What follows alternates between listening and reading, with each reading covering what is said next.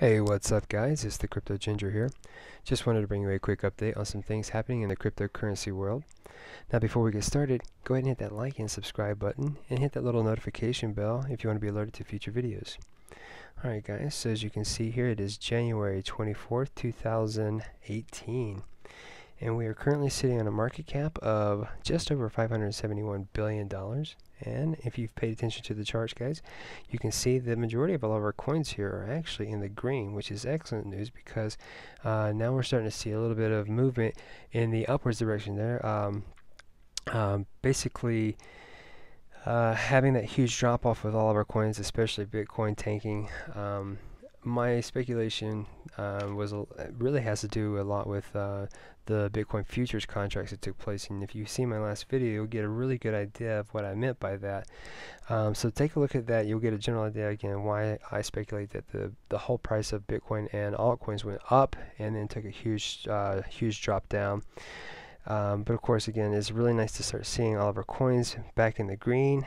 And hopefully after the 26th of January, which is when the CME contracts, future contracts will expire, we will potentially start seeing this momentum of all the altcoins and Bitcoin especially going back up. It would be really nice to start seeing the Bitcoin dominance start taking off again. Now, I don't want to talk too much about that again. That was in my last video. What I do want to talk about was in regards to that and seeing how much money was pulled out of the entire market cap. This article here through ccn.com was interesting regarding Bitcoin posing no threat to the dollar, and this is coming from the Federal Reserve President in Minneapolis, Neil Kashkari. Now, if you see here, he states here that I don't see Bitcoin as a credible competitor to the dollar in the United States of America, and the reason is the barrier of entry to you creating your own coin and me creating my own virtual currency is zero. So what I'm gathering here is that he doesn't really find that there's a lot of value in more or less you being able to create your own coin and him being to, or anybody really being able to create their own currency, their virtual currency, which is extremely interesting that the way that this is being said here, being able to create your own, where if you think about it, Federal Reserve banks create money out of thin air. So these guys this is what they do. They create stuff basically out of thin air and call it something with value, just like Bitcoin. So the fact that this guy really doesn't see a lot of value in Bitcoin. He does see value in the blockchain, which is something specified here a little bit further in the article. And that's great, but again, I just find it ironic that you have a guy who works for an entity on this planet that just simply creates fiat currency out of thin air, and nothing really to back it up. There is no gold standard backing up the dollar bill ever, or at this point in time. At one point in time, it used to, but not anymore. So again, something very, very strikingly similar to Bitcoin and cryptocurrencies. Some cryptocurrencies have, ways for them to have their coins backed up, but in most cases cryptocurrencies just simply they're not really backed up by much besides the company or people creating value in the coin. So very, very interesting. And in the same breath there, I found this also very interesting. This is on bitcoin.com. I know that that's not the most legitimate source of information considering this controversy, but nonetheless, this article was very interesting, stating that Japan's largest bank to launch cryptocurrency exchange. Now guys, if you're not familiar with Mitsubishi UFJ, they are basically, if you see here as well, they're one of the 4th largest banks in the world. So we have one of the largest banks on this planet here getting ready to create their own cryptocurrency exchange. So a banking system, a centralized entity, is creating their own exchange. And are we going to possibly see again another type of centralized exchange out there?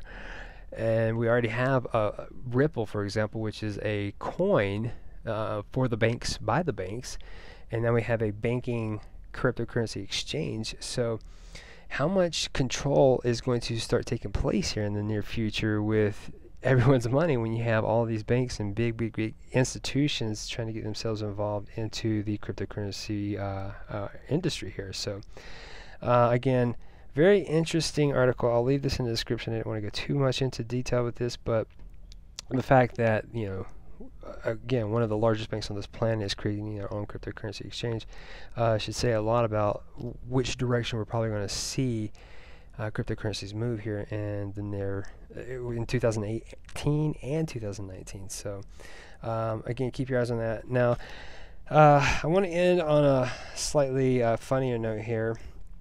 I know that this has been passed around here, and this is the article referencing, at least one article I found referencing about 50 cents having earned millions basically from accepting Bitcoins from I believe a 2014 album he had released. Now, here's the thing. This right here is a great example of why you hold on to your coins. This guy here had roughly 700 Bitcoins as payment for his 2014 album. Now, if you see here in this article, they're talking about how Bitcoin was worth around $662. Man, I really wish I could buy some Bitcoin, a full Bitcoin now for that amount. But nonetheless, that's how much Bitcoin was worth per Bitcoin in 2014. This guy had 700 of them, and he held on to them, and now this guy is worth $7 million. Had he sold his Bitcoins only 2.5-3 weeks ago, he would have $14 million. But again, holding.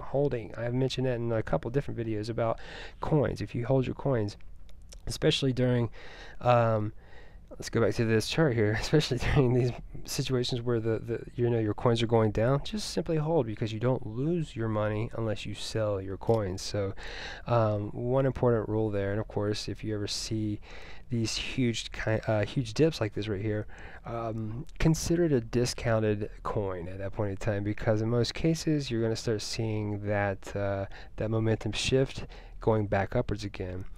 And outside of that, guys, one other thing here which is going to probably help spark some more mass adoption is this right here.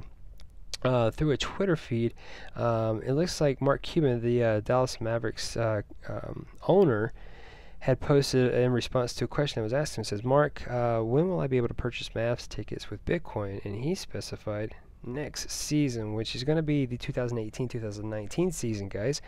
But this is all of those really that was posted here by Mark Cuban here. Now, there's not much to see or have alluded to anything else besides, he's just considering Bitcoin next season for possibly buying tickets.